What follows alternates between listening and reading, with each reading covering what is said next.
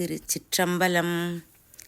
மெய்யன்பர்களே, கடந்த பதிவில் அற்புத திருவந்தாதியின் 6ஆம் பாடல் வழி இறைவன் உறையும் இடம் தன் உள்ளந்தான் என்று சொன்ன காரைக்கால் அம்மையார் இன்றைய பதிவில் சிந்திக்க உள்ள அற்புத திருவந்தாதியின் 7ஆம் திருப்பாட்டில் சிவனுக்கு ஆளாதலின் அருமையையும் பயனையும் சொல்ல வருகிறார்.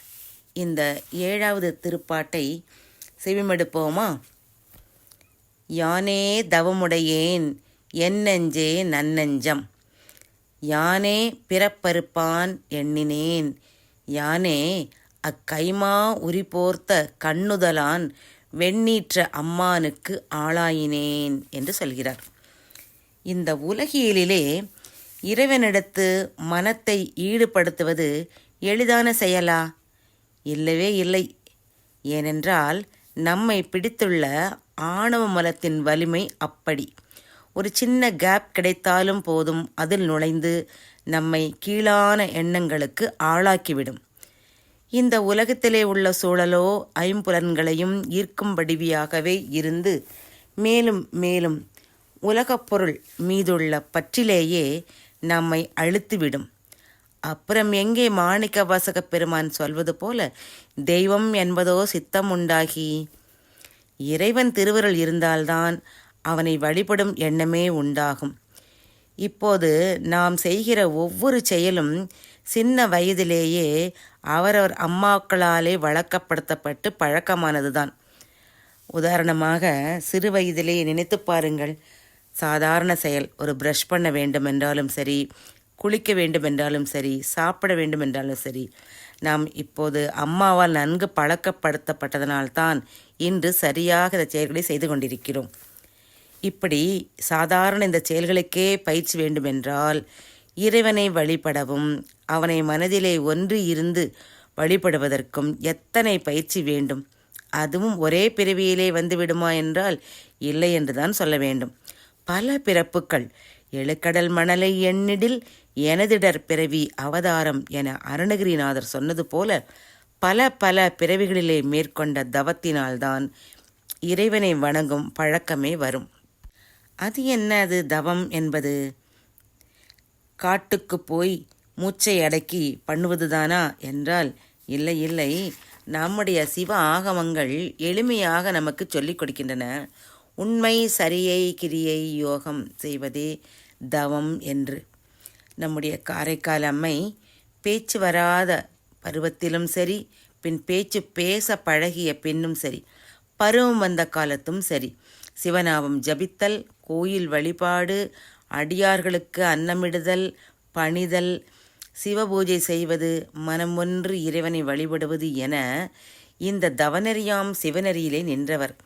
அப்படி நின்று இப்போது உலகப்பற்று நீங்கி பேய் வடிவ பூதகணமாகி சிவனுக்கு ஆட்பட்ட பேற்றை நினைத்து பார்க்கிறார். அதனால்தான் பெருமிதத்தோடு சொல்கிறார், யான் முற்பிறவியிலே நல்ல தவத்தை செய்திருக்கிறேன் என்று. இந்த இடத்திலே வைணவ பாடல் ஒன்று பாபநாசம் சிவன் அருளியது நம் நினைவுக்கு வருவதை தடுக்க முடியவில்லை. என்ன தவம் செய்தனை யசோதா, எங்கும் நிறை பரபிரம்மம் அம்மா என்றழைக்க என்ன தவம் செய்தனை. அந்த பாடல் மாதிரிதான் நம்முடைய காரைக்கால் அம்மையார் சொல்கிறார், நான் முற்பிறவியில் செய்த தவத்தால் தான் அன்றோ கைலாயபதி என்னை தன்னை பேணும் அம்மை என்று சொன்னார். அப்போ யானே தவமுடையன் என்று சொல்வது சரிதானே என்கிறார். இதை சொல்லும்போது நம்முடைய ஞானசம்பந்த பெருமான் சொன்னது நினைவுக்கு வரும். முன்பிறவி பயன்தான் திருவலஞ்சோடிநாதரை வழிபடச் செய்ததாம் அவரை. அப்போ அந்த ஒரு திருப்பாட்டிலே சொல்லியிருப்பார், என்ன புண்ணியம் செய்தனை நெஞ்சமே இருங்கடல் வையத்து, முன்னம் நீ புரி நல்வினை பயனிடை முழுமணி தரளங்கள், மண்ணு காவிரி சோழ் திருவலஞ்சொலி வாணனை வாயார பன்னி ஆதரித்து ஏத்தியும் பாடியும் வழிபடும் அதனாலே என்று. அதுபோல நம்ம அப்ப சுவாமிகளுடைய வரலாற்றை பாருங்களேன். இறைவனே அவருடைய தமக்கையாரிடம் பரிவோக சொல்கிறார், உன்னுடைய தம்பி முற்பிறவியிலே முன்னமே வாகீச முனிவனாகி என்னை அடைய தவம் செய்தவன். அதனாலேயே அவனுக்கு சூளை நோய் தந்து அவனை நாம் ஆட்கொண்டோம் என்று சொல்வார். ஆனால் நம் காரைக்கால் அம்மையோ மாம்பழம் காரணமாக வைத்து இவரையும் ஆட்கொண்டாரோ? சரி, துருத்தி பெருமானிடம் சம்பந்த பெருமான் ஊடல் கொண்டு பேசுவார் பாருங்கள். போன பிறவியிலே உன்னை ஒருபோதும் நான் மறவாமல் இருந்தேன் ஐயனே. ஆனால் நீயோ எனக்கு முக்தியை தராமல் மீண்டும் இம்மண்ணுலகிலே என்னை ஏன் பிறக்கச் செய்தாய்? இது நியாயமா என கேட்பார். துரத்தல் என்பதை ஒரு துறவிதான் கற்றுத்தர முடியும் என்பதால் பகலிலே திருவுக்கோலம் பூண்டு வேதங்களை உபதேசம் செய்தவனாகிய துருத்தி பெருமானிடம் கேட்கிறார், சரி நான் என்ன தீவினை செய்தேன் மீண்டும் பிறக்க என்று. சரி, இந்த மணிவாசக பெருமானை பாருங்களேன். ஆமாத்தியர் குடியிலே பிறந்தவர். எனவே சிறு வயதில் தன்னை அத்தொழிலுக்கு தக்கவனாய் உருவாக்கி கொள்வதிலும் பணிக்கு வந்த பின் அதிலேயே காலம் கழித்திருக்க வேண்டும். இந்த பிறவியிலே அவர் இறை வழிபாடு செய்திருக்க வழியில்லை. அதனால்தான் திருவேசரவு பதிகத்திலே அவர் கேட்பார், யானையோ தவம் செய்தேன் சிவாய நம என பெற்றேன். இதற்கு காரணம் என்ன? முன் செய்தவன்தானே. சரி, தவமாகி அந்த சரியை கிரியை யோகம் செய்வதால் என்ன பயன் என்றால் அது ஞானத்தை தரும் என்று நம் சாத்திரங்கள் சொல்கின்றன. ஈண்டு இவை ஆன்மாக்களுக்கு முற்சை தவத்தால் ஞானம் நிகழும் என்றார் மெய்கண்ட நாயனார் தன்னுடைய சிவஞான போதமாகிய அருள் நூலிலே. இந்த ஞானம்தான் வீடு பேற்றுக்கு வாசல். ஞானம் என்றால் அறிவுதான். ஆனால் எப்படிப்பட்ட அறிவு? எது மெய்ப்பொருள், எது நிலைத்த பொருள், எது நிலையில்லாத பொருள் எனும் விளக்கம் தருவது அது. அது தெரிந்தால் நிலையில்லாத உலகப் பொருள்கள் மீதுள்ள பற்றானது நீங்கிவிடும். இந்த உலகிலே தோன்றி நின்று அழியும் பொருள்கள் எல்லாமே நிலையற்றது தானே. எனவே ஞானம் வந்துவிட்டால் பொதுவிலே சொல்லக்கூடிய இந்த மண்ணாசை, பெண்ணாசை, பொன்னாசை நம்மை விட்டு நீங்கிவிடுமே. அப்படி நீங்கினால் மட்டும் போதுமா? நிலைத்த பொருளான பரம்பொருள் மேல் பற்று வர வேண்டுமல்லவா? பரம்பொருள் ஒன்றுதான் சத்தாகவும் சித்தாகவும் என்றும் ஆனந்தமயமாகவும் இருக்கக்கூடிய ஒன்று. ஆக ஞானம் வந்தால் சச்சிதானந்த பெருமான் மீது பற்றும் அன்பும் மிகும். அப்போது ஆட்டோமேட்டிக்காக பிறவிப்பணி நீங்கி மோட்சம் கிட்டிவிடுமே நமக்கு. அப்படி பரம்பொருளையே துஞ்சலும் துஞ்சலில்லாத போல்டினும் நெஞ்சத்தில் சம்பந்த பெருமான் சொன்ன மாதிரி நடித்து கொண்டே இருந்ததால் அந்த நெஞ்சம் நன்னெஞ்சம் தானே. கோவிலுக்கு போகிறவர் தட்டு நிறைய பூவும் பழமும் ஏந்தி பகட்டாக பட்டாடை உடுத்தி பலர் வியக்க படோடோபமாக பலம் வருபவர்களை பார்த்து சிவபெருமான் சிரிக்கிறாராம் என்கிறது நம் தேவாரம். எப்படியாம்? பொக்குமிக்கவர் பூவும் நீரும் கண்டு நக்கு நிற்பவர் அவர் தம்மை நாணியே.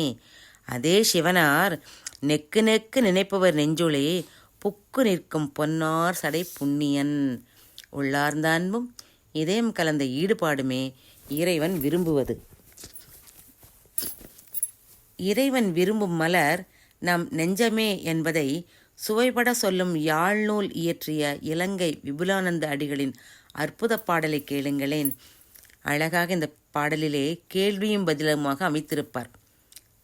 வெள்ளை நிற மல்லிகையோ வேறெந்த மாமலரோ வள்ளல் பிரானார்க்கு வைத்த மலர் எதுவோ?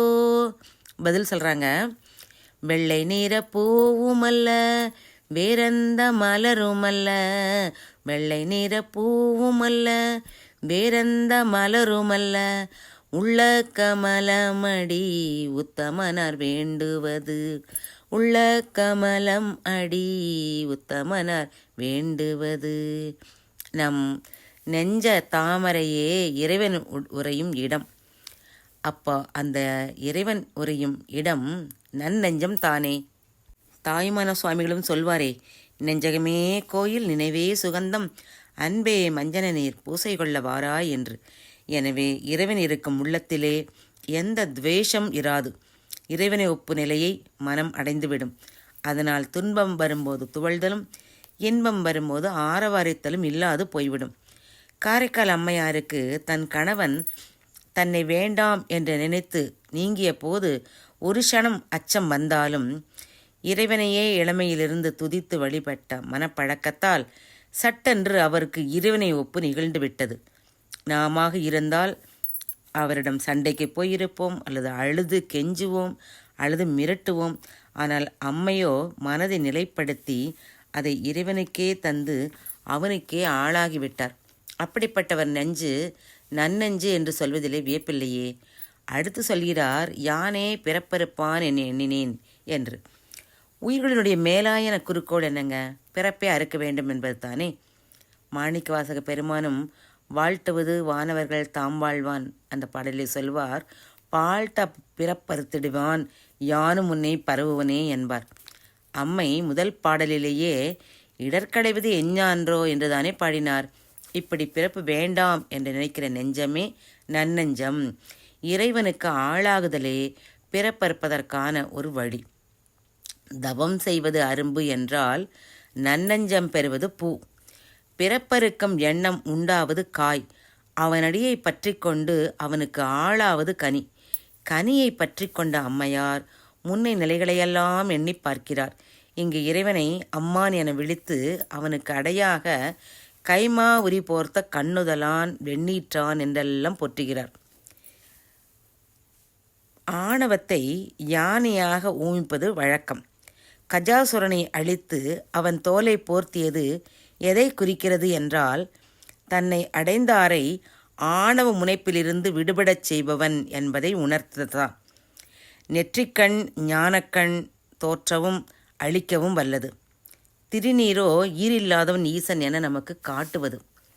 சிவனுக்கு ஆளானவர்கள் அவன் கைமா உரி போர்த்தவன் ஆதலால் அவனருளால் ஆணவம் நீக்கப்பெற்று, கண்ணுதலான் ஆதலால் ஞானம் கைவரப்பெற்று, அவன் வெண்ணீற்று அம்மான் ஆனதனால் பொன்றாத நித்தியானந்தத்தை பெறுவார்கள்.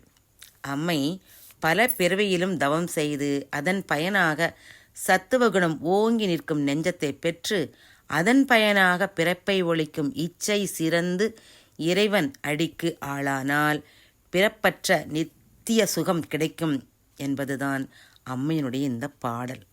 திருச்சிற்றம்பலம்.